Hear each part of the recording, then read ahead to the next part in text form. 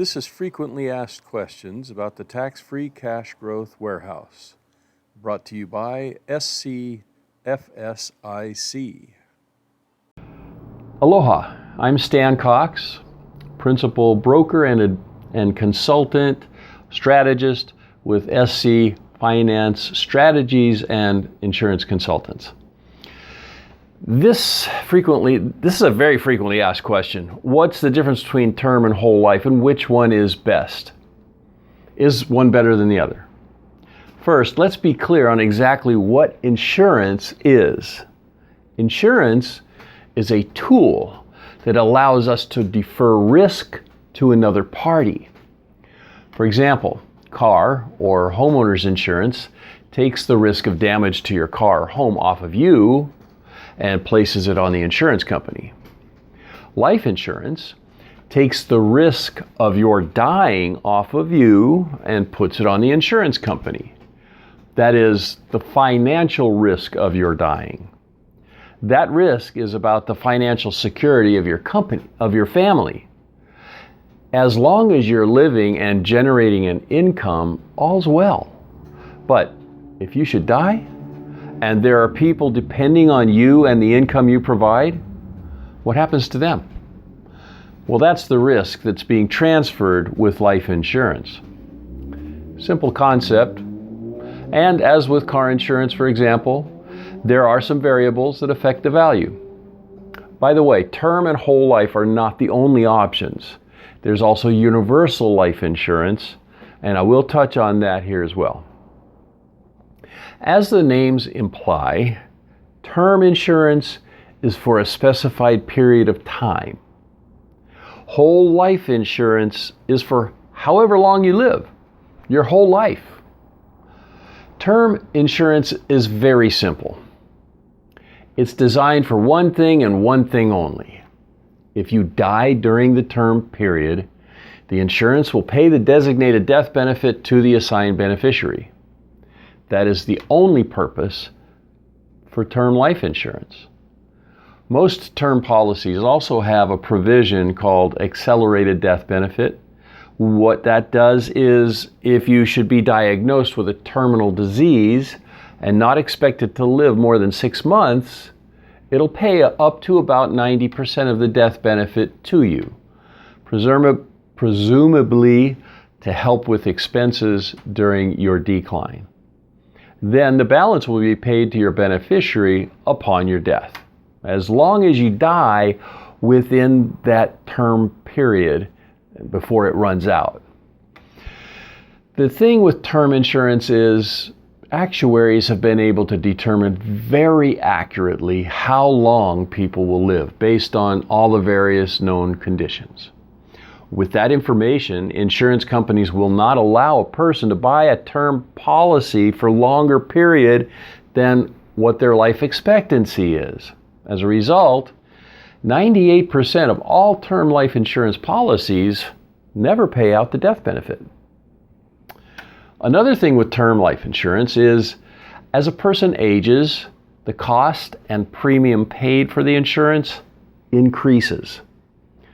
Of course, because term insurance is so limited in provisions and risk is limited to the insurance companies due to the fact that they won't issue a policy for a term within which a person is likely to die, the premiums are relatively low. Because of the limitations of term insurance and the fact that they have no cash value other than the death benefit, they are not considered an asset. Whole life insurance provides a designated death benefit and usually also includes the accelerated death benefit, the same as term insurance. But whole life policies also generate cash value that can be accessed and used by the owner of the policy. Therefore, whole life insurance is an asset. With whole life policies, various additional riders may be designed into the policy, which enhance the value of the policy. And while the cost of insurance does increase to the insurance company with the aging of the insured, The cost or premium to the owner does not increase. And as mentioned at the beginning here, whole life is not limited to a term period, but rather continues until the insured either dies or reaches the maturity age of the policy. If the insured reaches the maturity age of the policy, and that's usually either at age 95 or age 101, the full death benefit is paid to the owner. That amount will typically be about 3 times the total of all the premiums ever paid into the policy. That's a pretty good return on your money, and it's tax-free. Now, I said I would briefly talk about universal life insurance.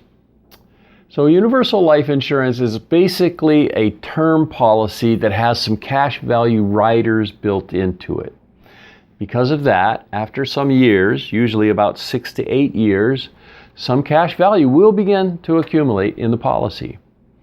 And if you want to, because of the design of these universal policies, you can overfund them in order to build up the cash value faster.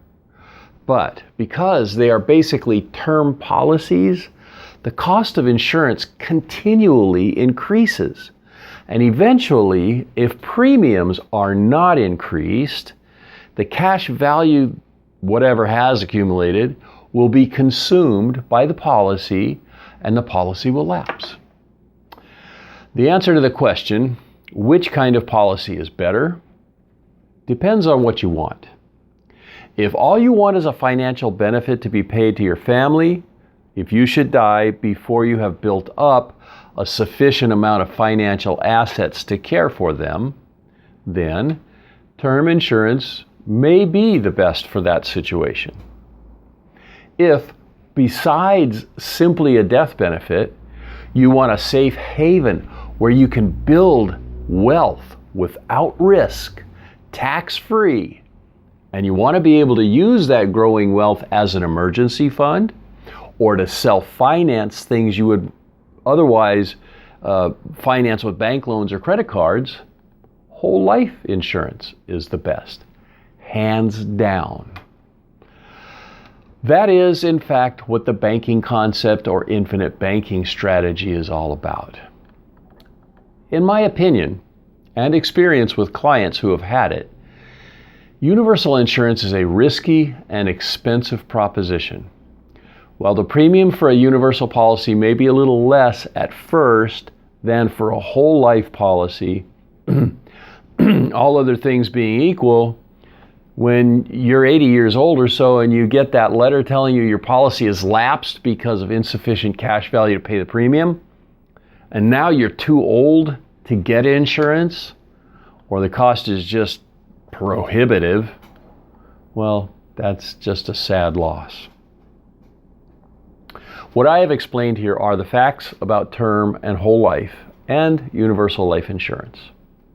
If you would like to know more about the infinite banking strategy I mentioned a minute or so ago, do yourself a favor and watch our free 60-minute TFCGW webinar, How to Become Master of Your Financial World. The link is in the description box below here in the first paragraph. If you feel that what I have shared here is of value, please subscribe to this channel and you'll be notified when we add more videos. Also, please leave a comment or question in the comment section and we will get back to you. For now, aloha and stay safe.